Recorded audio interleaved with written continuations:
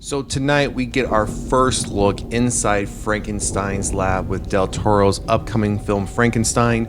We have casting news and updates for the upcoming sequel to the Scream franchise, Scream 7. And with all the public domain Disney horror films we are starting to see and ones we have already received, we are getting an update on the Poohniverse Monsters Assemble film. So let's get into it.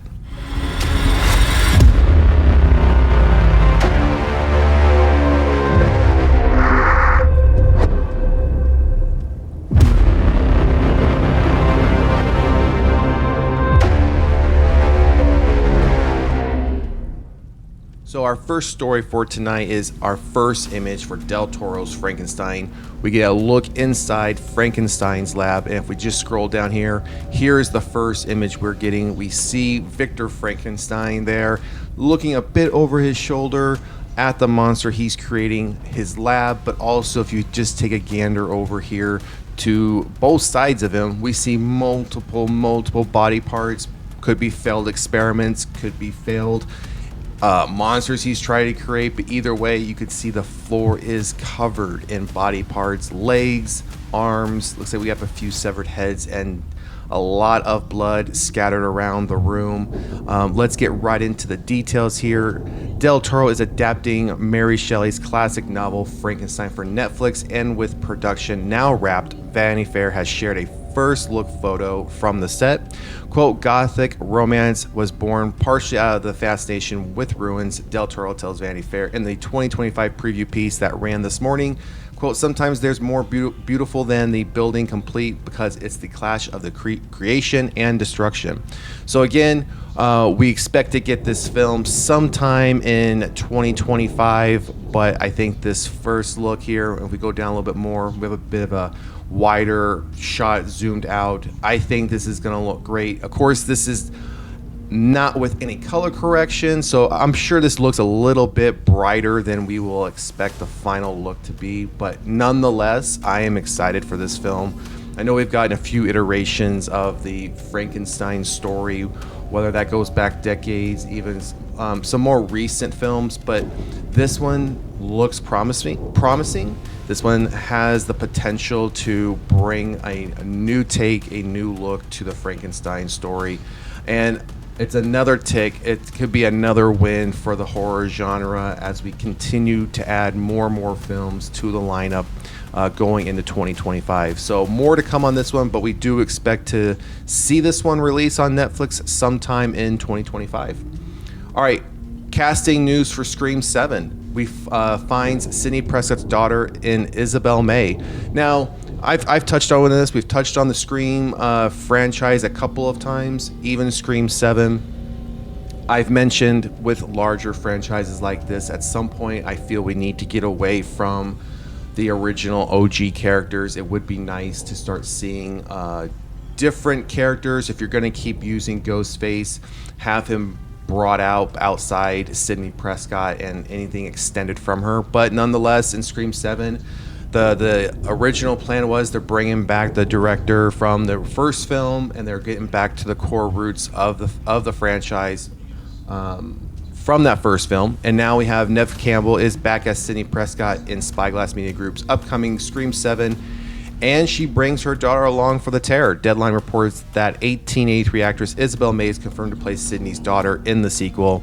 Again, this is the 7th installment of the franchise, and it's going to be a minute. It's going to be a while before we get this film. As you can see, it's not coming out until February 27th, 2026. So we have well over a year and roughly 3 months before this film comes out. So a lot can change between now and February 27th, 2026.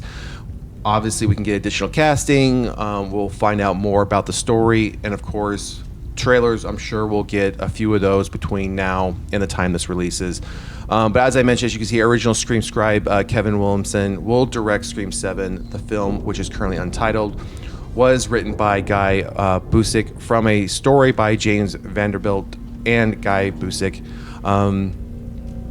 And this is also what I mentioned. According to Neve Campbell, the upcoming 7th installment will be a return to the franchise's roots in the sense that Sidney Prescott will be the central character of the movie. Isabel May's casting certainly supports that and also indicates a huge time jump since the last entry, at least considering that Sidney sat out Scream 6 to take care of her small children. Either way, Scream 7 seems to make Ghostface slaying a family affair. Courtney Cox is expected to return as Gale Weathers, but hasn't officially signed on yet.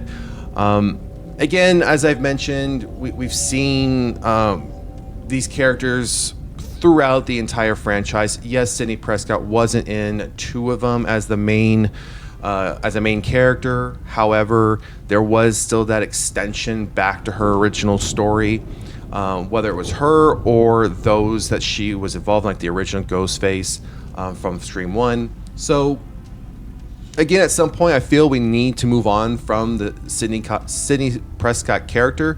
Just like in other franchises, we need to move on from the Laurie Strode of Halloween, right? And if we go even broader into science fiction, as we do touch on science fiction here, if you look at Star Wars, you need to go broader than the Skywalker story, right? I think at some point, we can make Scream. You can make it without Sidney Prescott or without the Prescott storyline. I'm hoping at some point we can get there, but for Scream 7, it doesn't look like that's going to happen. So, but again, we have a good year and 2 or 3 months before we see the film, but I'm sure we'll start to get additional casting, trailers, and plot well ahead of that timeline. And horror crossover Poohniverse, Monsters Assemble, featuring Pooh, Bambi, Pinocchio, Peter Pan, and more.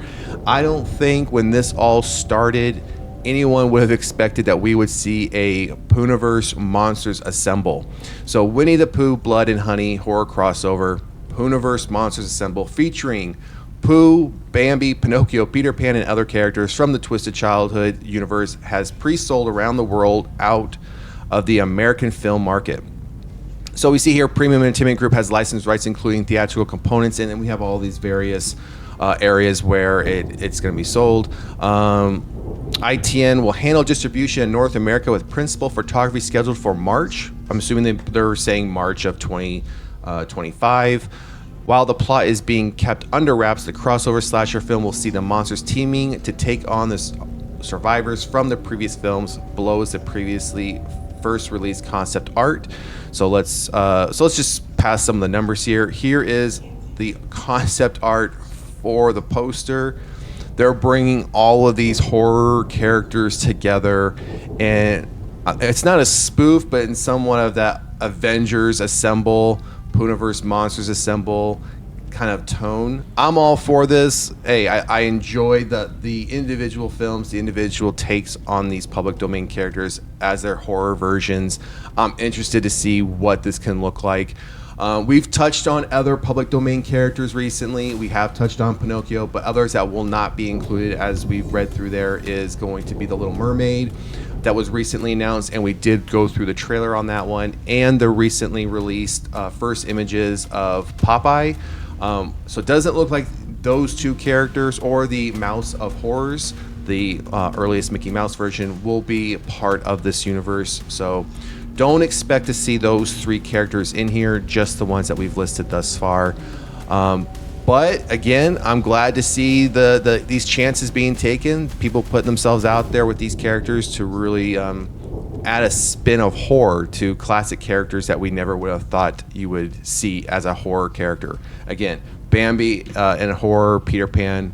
I mean, again, no one would have probably thought about that originally, but here we are. So we will be watching this one closely because, again, we are a fan of these films, and I am excited to see what it will look like when you bring them all together. But I think the concept art for this poster is pretty spot on for a horror film like this. So, all right, everyone, that's going to do it for tonight's episode. I just want to thank you all for joining us here at Reign of Horror. And until next time, peace.